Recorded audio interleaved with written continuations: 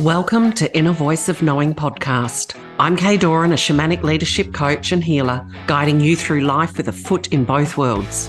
When you understand the terrain of the inner landscapes, the mental, emotional, spiritual, and energetic, you will become the leader within your physical life, both personally and professionally. After all, the power of change is in your hands. Let's get this journey started.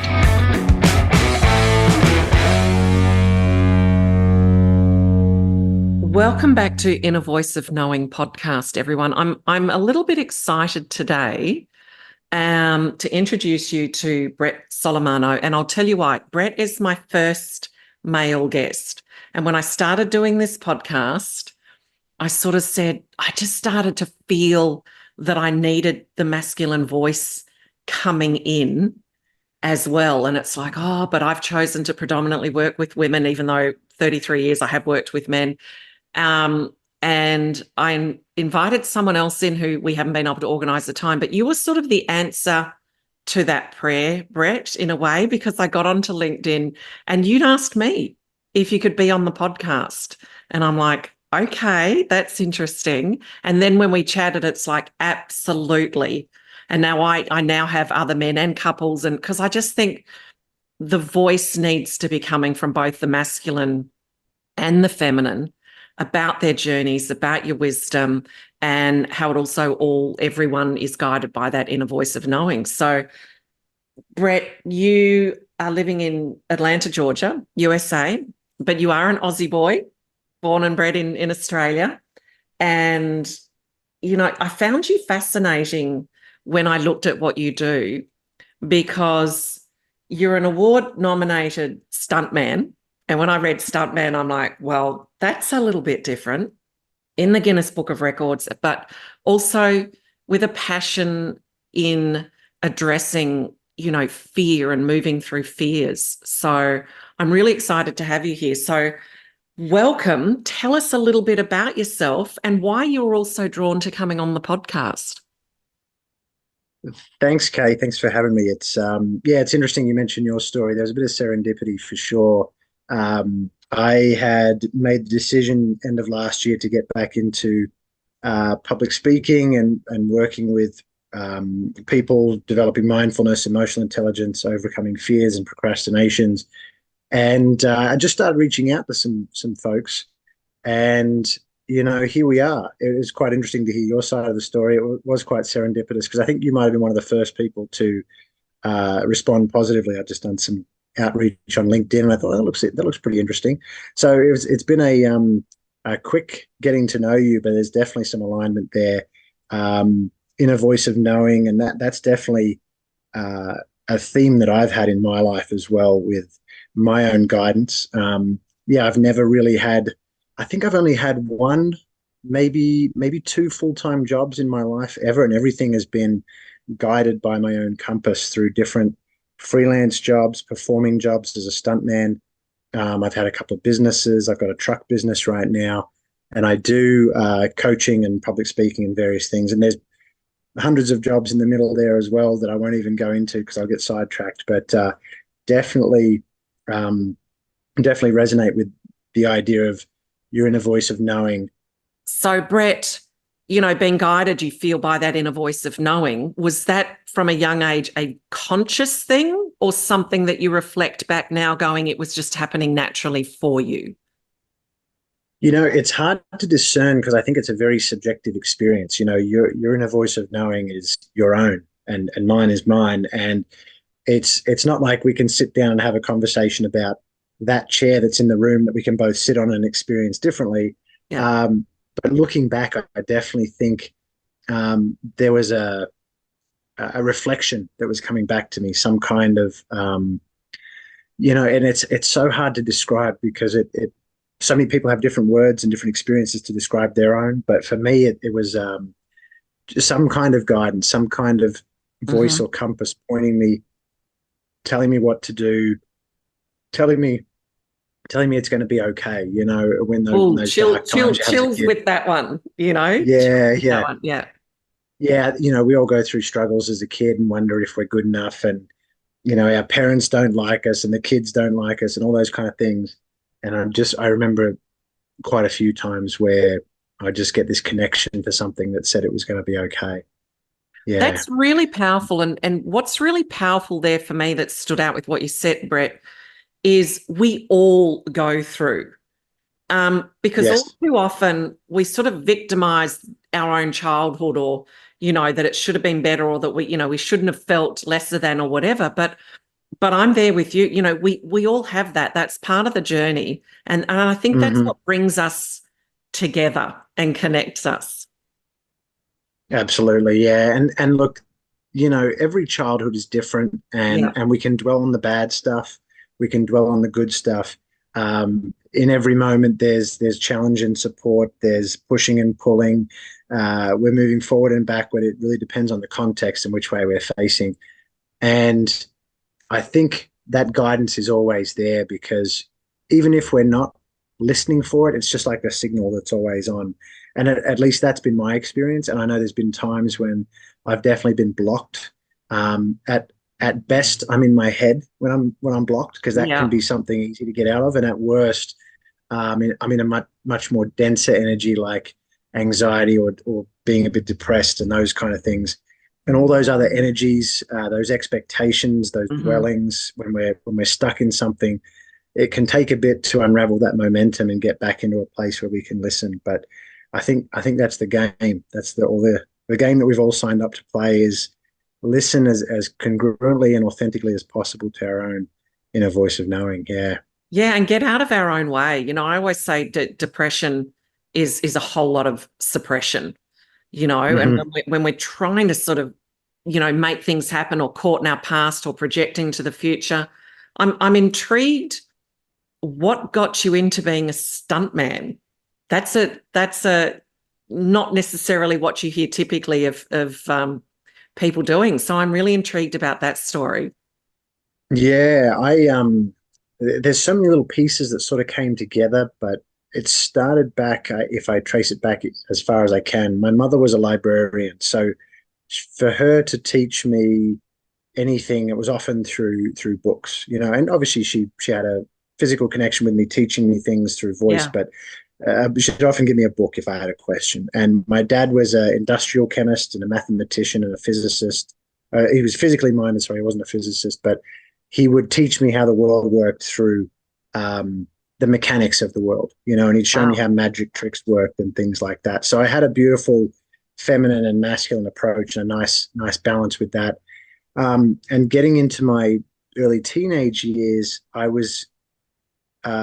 started to sort of give up on school a bit. I just knew I Hmm. wasn't going to do anything with it, and I wanted to get more into practical storytelling, potentially through computer games or computer generated imagery, which was when it first started to come out as Yeah. a thing back in the 90s and 2000s. And then I did some work experience, and I met a stunt woman who she wrote the job before me, that she was the job that she did before the job that I was on with her. She was riding a bicycle down a hill while on fire, and she did a backflip off the bicycle off the cliff, and it was just seemed all very magical for me as a Wow. 16-year-old male. And I was Yeah. definitely infatuated with her and the idea that someone could get paid to do that sort of thing. I've never done that stunt, but there's been plenty of other cool, crazy stunts, and it's just very intriguing to me, because every stunt is different. Every story is different. Movies are constantly looking to innovate, and no movie wants to be a knockoff of the previous movie, so they're always Yeah. looking to change and grow and tell different stories. And to me, that's a beautiful way just to uh, keep fresh in my own life, is to have new ideas and new challenges and stories to tell in that way, and see how I can piece them together. So clearly you've done some crazy stuff being a stuntman, like that stunt woman, and you're on fire. And um, talk me through, because I think you've got a fantastic voice, saying in your coaching and your speaking, etc. now about, addressing fears. Did you have fear, or have you always been fearless? I don't think fearlessness is it's a very it's a very noble and idealistic kind of cause, but I don't think fearlessness is as um, prolific as what people make it out to be. I Yeah. think, courage is perhaps a better thing where you're acting in spite of the fear. Yeah. Um, and it's how you deal with it. We all get emotions because emotions are just really energy in the body. Shows up differently for everybody. We have different voices. Our mother's voice, the bully from high school's voice, whatever. Yeah. That energy and that those programs will come to us in different ways, and it's how we deal with it that uh, it's how we deal with it and how it settles for us and how we can find our way through that really makes it something. And as far as performing a stunt, it really is a mechanical process. You get together with the different teams, the creative teams, the storytellers, the writers, the directors, the cinematographers, and everyone has a different vision. And as you get closer and closer on set on that day, depending on who you are on the set, maybe you're the stunt coordinator, the stunt performer at different levels or whatever, Yeah. but you all get together on the day and the ideas will come together and you'll contribute or you'll get told where to go. But you have a little performance, you have your little element that you play, and it's a very mechanical kind of thing. If you can visualize a stunt, you can do it. If you can't visualize it, don't do it. Otherwise, you just I guess I'll That's throw myself into it. powerful. That's like Yeah, yeah. consciously creating and crafting in life, isn't it? If Hmm. you Hmm. can't see yourself living that, you're not going Yes. to create that. It's not going to happen. But I'm fascinated because everything that you're talking about, for me, from my perspective, I don't know about those that are listening, I can see the influence of your mother and the books and your Hmm. father, and it's fascinating, because you're talking about the storytelling, but then all the practicality and everything that goes with putting it all together. It's Hmm. it's like that was the training ground for you moving. Yes, absolutely. Yeah. Yeah, little country town, quarter acre block in the middle of country Australia, and my backyard, my parents' backyard had a number of scorched patches on it because we'd make little movies with army men and all sorts of stuff, telling stories. And Dad was obviously watching over my shoulder, keeping us safe. But that's Actually how it makes started. me think of an Aussie movie, and I can't remember what it's called, but it was sort of set in the 70s, and there were the kids, setting themselves alight and flying down in over the pool. And it's a Oh yeah, very Aussie scene that you're sort of talking about. Yeah. yeah, yeah, yeah. I don't remember that movie, but there's a few. It might be the one that came to mind was actually Malcolm, but that's another conversation anyway. Yeah. Yeah. Yeah. And so leading from, are you still doing the stunts, or have you really moved into your coaching? And where did that inspiration or that drive come from, going, you know what, I'm going to take these experiences from my life and I want to be out there and creating change, through speaking and coaching and the work that you do? Yeah, I still do stunts. It comes and goes. The second half of 2023 was very, very quiet. And, economically, it was a certain thing coming off the high of the post-COVID boom. Yeah. And the writers' strike and the Screen Actors Guild strike were a big thing. So it was kind of quiet for me last year. I still do it, but I'm a little bit of a glutton for punishment when it comes to opportunities. I see so many different things I want to do and things I want to have and things I want to explore. And so I still do stunts and still will do stunts, but it just depends on if I'm the right fit for the job. It's a good fun part-time job to get health insurance is what I say. Yeah. And it's nice to have those little challenges, but I do enjoy the fulfillment of working one-on-one with someone or in a crowd, compared to doing stunts, which you might not see someone's reaction of, uh, other than the crew, for another 6 to 12 months, and once the movie comes out, right? So, um, to trace that path back, it started with personal development. I was just always very intrigued, and I was always a why learner. I always wanted to know why, and why can't Yeah. this happen? Why does this happen this way? So I'd always be constantly exploring and getting into lots of personal development in my 20s. That just led me to keep learning, and then realized I had something to offer. Um, there's a couple other stories there about working with disadvantaged youth and trying to teach them to meditate, and then realizing that you can't just tell a disadvantaged, hyperactive youth that's been in traumatic situations to do Yeah. the traditional sit down and keep quiet type of meditation with their eyes closed. So thinking laterally, we taught them how to meditate through boxing and parkour, teaching them breathing Yeah. techniques with those kind of strategies. And that was just always that was kind of the kicker for me when I realized, hang on, if these kids can learn something through their own path, coming in through the back door, so to speak, Hmm. what else can we learn? The normal people, quote unquote, the 9 to 5 people like you and Yeah. me, maybe there's back doors for all of us to learn what it is we want to learn. And it may not be through the mainstream uh, avenues that we might be traditionally aware of. So we have to think creatively and laterally for ourselves and for other people. And that I started to be love passion that. for me. Thinking about Yeah. coming in through the back door, different. Yeah, that's Mhm. just a powerful way to say it. So, clearly your life experiences have also been, as well, the things that have taught you the way that you do what you do. Absolutely. Yeah. It's hindsight is always 2020, and I'm starting to see that now in my 30s, looking backwards.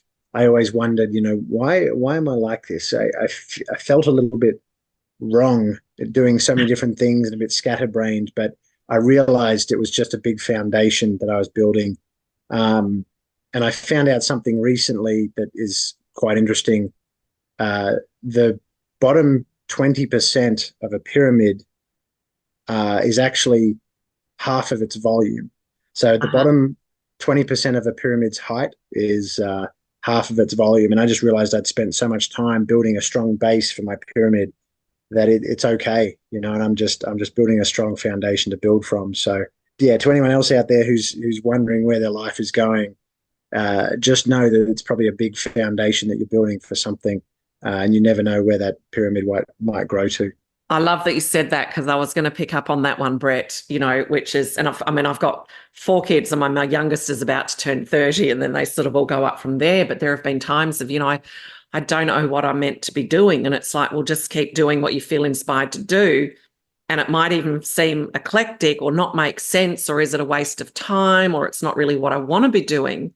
But we do reach a point in life where we look back and we can see where all those random pieces start to actually fit in. And I get a sense you're a little bit like me. I was the kid that grew up why. I used to drive my mother crazy, and the Mm-hmm. really deep why questions. And that really can't always be answered with logic, poor mum, standing there cornered in the kitchen. But I'm also Yeah, very eclectic. I speak, I can do so many things. Um, and sometimes it just builds on the experience. The same as when you look around my house, it's incredibly eclectic. And I've had to come to own that that's part of just who I am and how I mm-hmm. am. And there's nothing wrong with that, that we Yeah. can have all these different expressions. Yeah. It's a very unique thumbprint that we all have, and if we compare ourselves, our journeys, our living spaces to other people, we miss out on the magic that we do have for ourselves. Absolutely. Yeah. Powerfully said. Beautiful. Beautiful. How did you get to end up in America as the stuntman? Lots of little boys and girls' dreams, perhaps, that love to live a little bit on the wild side. But how did you actually make it happen? So this is where I wish I could write a book on this and teach it, because it was very, I mean, there's a lot of, as you and I know, Kay, in Australia, we look up to Americans a little bit because they have a lot of stuff going on, and there's a lot of good things happening over in the US. A lot of people making their dreams happen. And we get a lot of American movies in Australia as well. And I did stunts for about 5 years in Australia before I took a break for a bit. But before I took a break, I'd actually signed up for the green card lottery in the hope that I would be able to get over there and do stunts. And Yeah. I took a break. And then a couple of years later, the green card lottery came through. And I thought, wow, okay, well, I guess I'm going to give it a go and head over there. And I kept going. And then it was a couple more years for everything to go through. And Next thing you know, I'm heading over, and I wasn't even considering perhaps actively doing stunts at that time. It was just, here's an opportunity, and it was a big opportunity, and I thought I'll just head over and see what happens. Yeah. And then a couple of months later, a very serendipitous connection from my small country town. The brother-in-law of my old school teacher is actually someone very high up in one of the leading productions in Los Angeles. So Mm-hmm. that was just a very random serendipitous occurrence as well, where you couldn't make that stuff up. You couldn't hustle for that connection. You couldn't say, you couldn't force that. That's just Yeah. something that I turned my back on an opportunity. And then again, the back door metaphor kicks in, where someone quietly walks in the back door when the front door is locked, kind of thing. So I'm, then I got into stunts through that connection, and it just sort of gently manifested from there. It's been quite bizarre, and yeah, again, I couldn't have planned it like that. Yeah. I love that. It's like listening to the opportunity that came up without attaching, well, what is the opportunity other than, hey, green card, let's go to to America. And I think that's a really powerful, important message. It's sort of listening to those little steps, and the allowing. I'm always saying to people, stop striving so much. Get out of Mm-hmm. your own way a little bit. Doesn't mean don't take action. Like, clearly you took action to go, well, green cards come. Okay, I'll go. But it's when all that magic, perceived magic, comes in, those serendipitous sort of moments, um, Mm-hmm. that I always feel were already planned. You just kept listening to that inner voice, that opportunity that was there, and saying yes, and the incredible stuff unfolds. Yeah, I feel like it was, metaphorically speaking, I'd gone to the restaurant to have this dream of moving to the US to do stunts. And I'm sitting there waiting, looking at my watch, and I say, well, I guess they're not interested. And I'm walking out. And then the waitress runs up to me and says, sorry, sir, here's your meal after all, and gives it to me in a takeout container. I Yeah, say, oh, it was here all along, and I was ready to give up on it.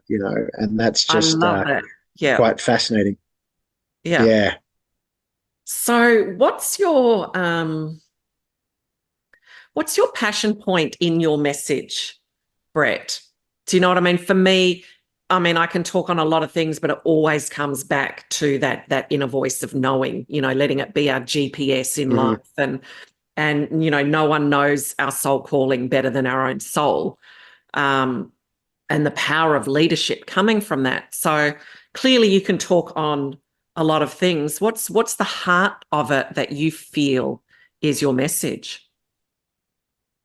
I think it comes back to the question of why, Kay, like we were talking about before, but specifically it's the question of, well, why not? There's a lot of people that have dreams, and I hear it a lot in the US when people say, oh, I've always wanted to go to Australia. And then they said, but then they sort of hesitate, and I say, well, what's stopping you? And then they've got an excuse about, well, it's Yeah. my family, or quite often they say about the deadly snakes and spiders and all that kind of stuff. They've all got a reason. Everyone's got a reason why they don't have their dreams, or Yeah. they're not pursuing dreams if they're not pursuing them. Yeah. And to me, the question I want to ask everyone is, why not? Why Mm-hmm. not? Well, and there's an excuse. It's like, okay, cool. So what are you doing to actively squash those reasons or the excuses that you have? Because as they say, if you've got you could think of reasons to do it, or you could think of an excuse not to. Yeah. And look, everyone's got a reason or an excuse not to. Some of them are very genuine and heartfelt, and some of them are very lazy, in my opinion. And Yeah. I have challenged myself often to move through my own limitations, my procrastinations, my perfectionisms, my fear of failure, fear of success. All those, they're all different blocks and resistances that we all have. And I'm fascinated by why.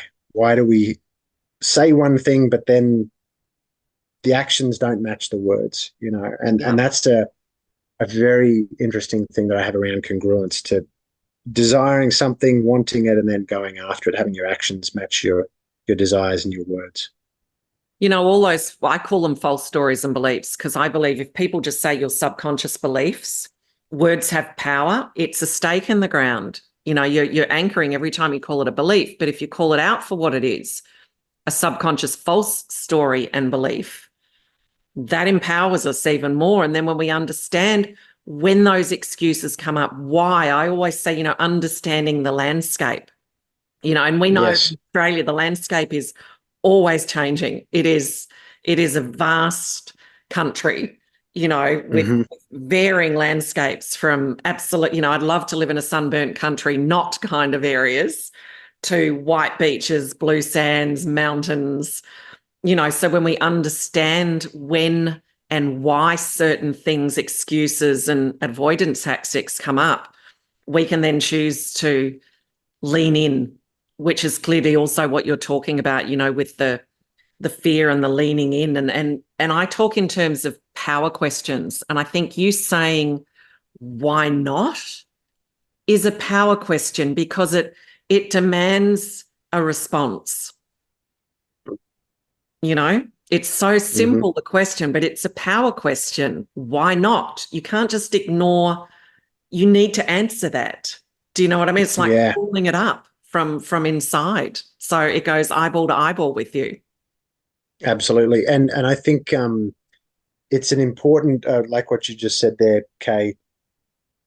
What I like about it is that it digs a little bit deeper Yeah. because, we can say it's a belief or we can say it's a false belief.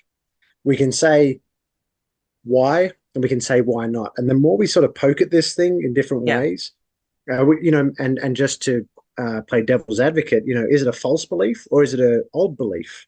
Is Mm. it something that I was taught at some point? And it's important to look at all those Yeah. from all the different angles, and that's what I try and do with my clients. Of okay, you've got a reason, you've got an excuse. All right, that's good. Let's dive into that. Where'd that come from? And let's slowly pull this thing up by the roots and see where it leads to. Maybe it leads to a genuine place. And sometimes there's just a big knot there and we have to untangle the knot. But I love diving in through the mental maps that we all have and seeing where it goes. And then realizing I just find a lot of the stuff at the bottom, when we get to the bottom, the core of what we want is just to be loved, I find. And it's Yeah. quite beautiful and profound when you get down there and you realize we're all trying to do the things that we're trying to do just to be loved and have a place on earth. And that includes doing something or not doing something. And Mhm. sometimes those programs, I call them, act in counteractions to each other and they pull against each other. And really, whether it's a program, internal programs fighting with each other or two people fighting with each other, I do believe we're all trying to get the same thing out of life. Yes. Yeah, I agree 100%. So as a man out in the world, and an Aussie guy and living in America and all the archetypal sense of what a man is, and then here you're talking about knowing and subconscious beliefs and love, which means then you're talking about heart center and and then being in an industry that I mean it just seems so masculine in that sense. And the feminine can have masculine in it as well, just as the masculine has the feminine. So my question is, how do you feel within the world? Do you find that you're attracting other males around that are getting this, that are doing this journey, that are connecting in at that deeper level, or still externalizing, being men? Because I'll hear occasionally someone say, "Oh, but that's not a typical man." Do you know what I mean? That's the unusual. Yeah, That's the, yeah. How do you see that? it's there's so many things I could speak to with that. I look at it from uh, just the things that came to mind there. Kay, was Integral Theory by Ken Wilber, also Spiral Dynamics by Don Beck, Mhm. and the other part of that is some Jungian concepts like animus complex, and Yeah. they're just levels of development. So me as a man, learning to develop my feminine side and integrate all of the parts of myself, so it's not so fragmented and again working against each other. All these Yeah. different programs, um, and I think just when you do that work on yourself and you start piecing things together, naturally it becomes well supported within you, and you're just a lot more balanced. And I'm proud to say that I've done that work. Not everyone does that though, and that's, whether it's the film industry or whether it's any other industry, that can be a tough one. And I think that That in in itself is a particular, courageous journey. yeah, yeah, Yeah. absolutely, yeah, yep. Yeah. And I think we get stuck. I think the ego likes to think, well, I've got to do this, I've got to do it this way, and women can do it as well. They think that Yeah. they've got to be a certain way, and they don't want to be masculine. But women can learn to be more, task orientated, more masculine, more direct at times as well. But then women can get challenged when they do that, and they, oh, you're wearing the pants, and they get Yeah. shut down for it. Just like guys get shut down if they get too much in their feminine as well. And there's no right or wrong, but I think people have expectations, and it is nice when you can have a holistic conversation with someone. A lot of my truck drivers, I have a few truck drivers that work for me, and I try and they're all very masculine as well, for Mm. sure. But a lot of truck drivers are very family orientated. They spend Yeah. a lot of time away, um, wanting to take money back for their family, and it's their job and that's their life they've chosen. I always try and look after them and treat them like a family, and it Yeah. is quite interesting. You can sort of crack them open a little bit and just have a heart-to-heart conversation with these previously masculine men. And I think we are all there. It's just whether we do have all these different parts. It's just whether we honor it and own it or not. Yeah. Beautiful. And one of the words that you said is one of my highest values, which is integration. That if Yes. we don't do the integration process and claiming all those different discarded aspects of our psyche, etc., then we're just listening and learning concepts, and the concepts don't change us.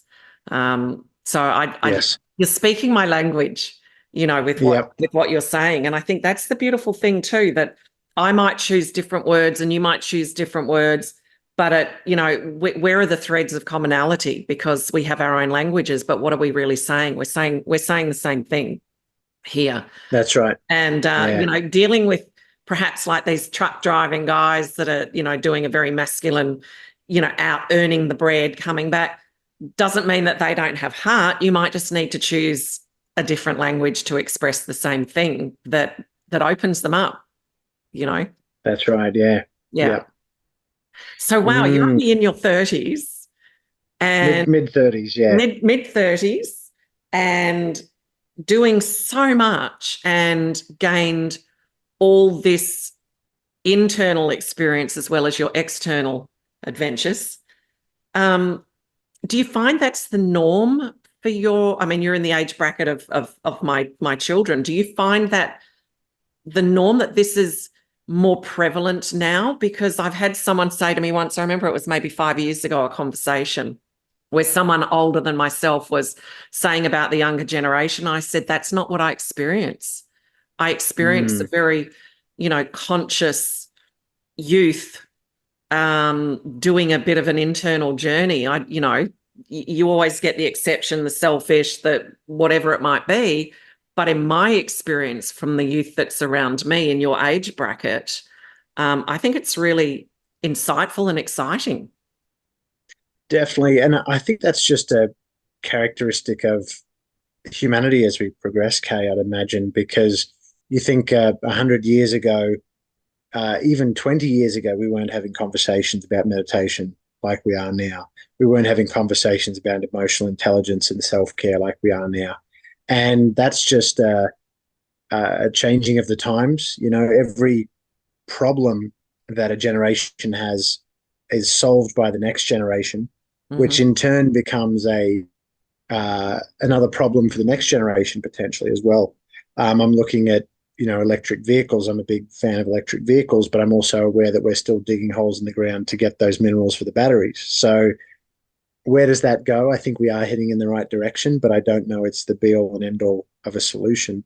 Yeah. Um, and I do think that every young person goes through a phase, perhaps in their 20s or in their teens or early 20s, where they're a little bit disgruntled and they have a chip on their shoulder. I think a lot of young people have that. I know I did, and that was what stirred me towards something. Yeah. towards being a solution, and being solution focused instead of wasting all this energy cutting down other people's trees. I am going to plant my own tree and have the life that I want to have, and provide the solutions I want to provide. So I do think the world's moving faster. We're now more connected more than ever. And that's a beautiful thing for us to get sucked into, is this vortex of information and connection.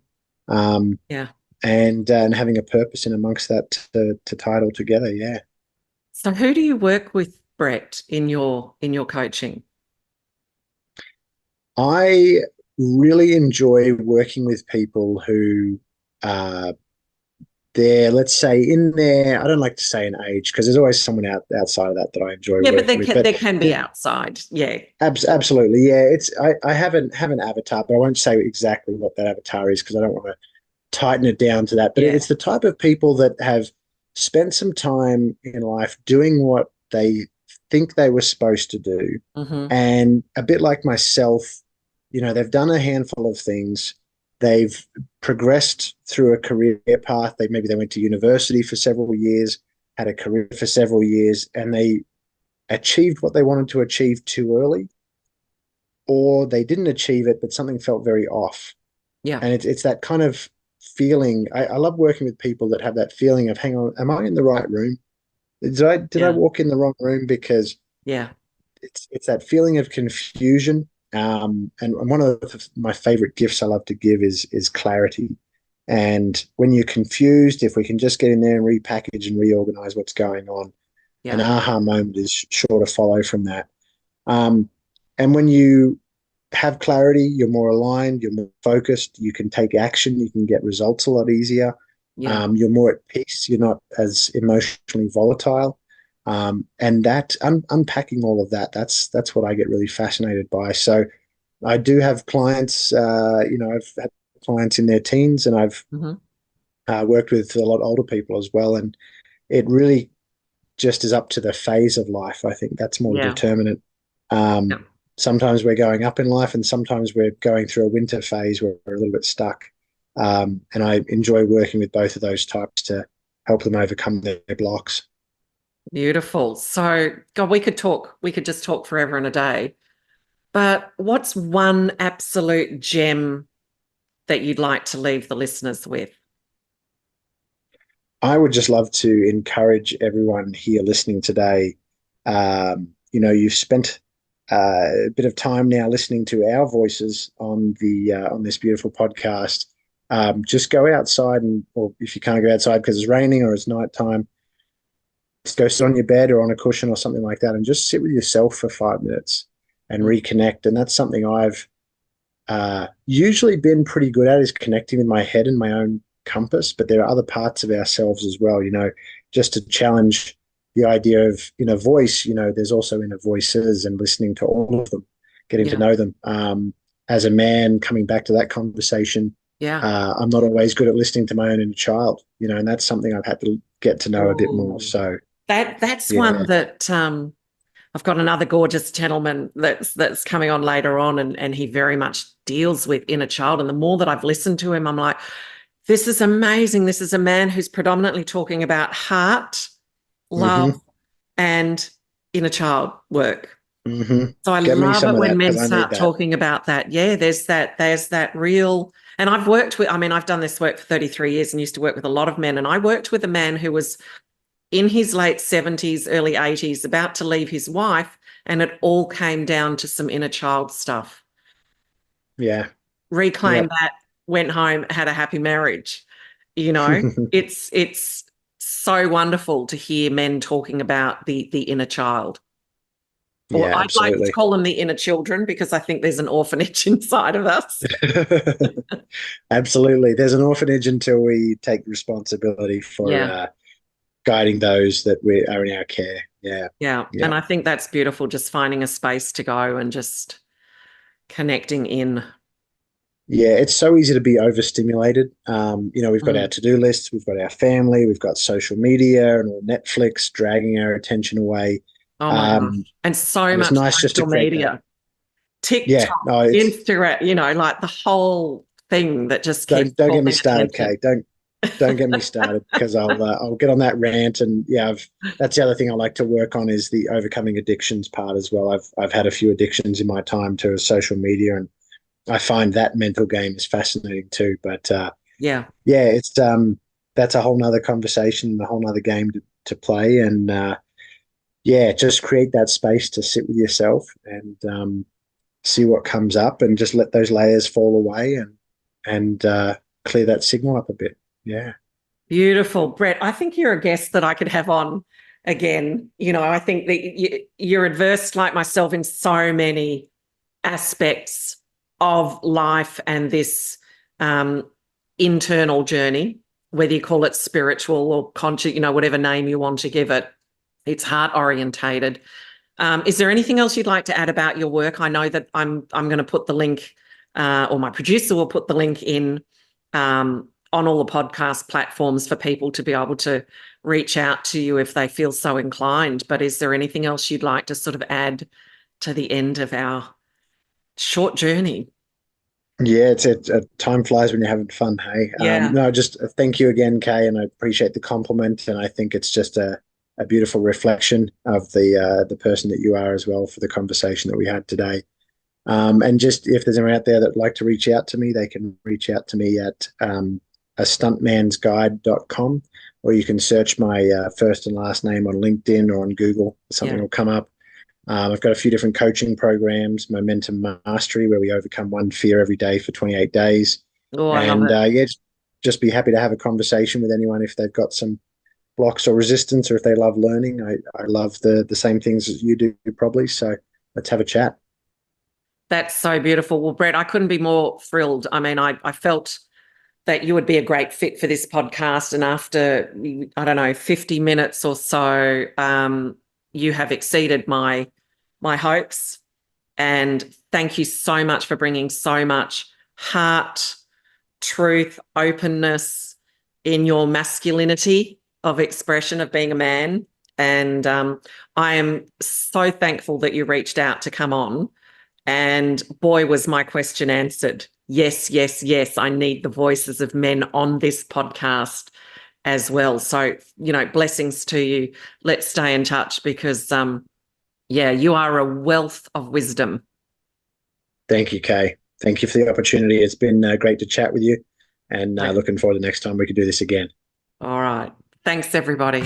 Join me on my next episode. And if you love this podcast, please subscribe by clicking on the plus button if you're on Apple, or like and follow on Spotify, rate and review, and please share Inner Voice of Knowing with your friends.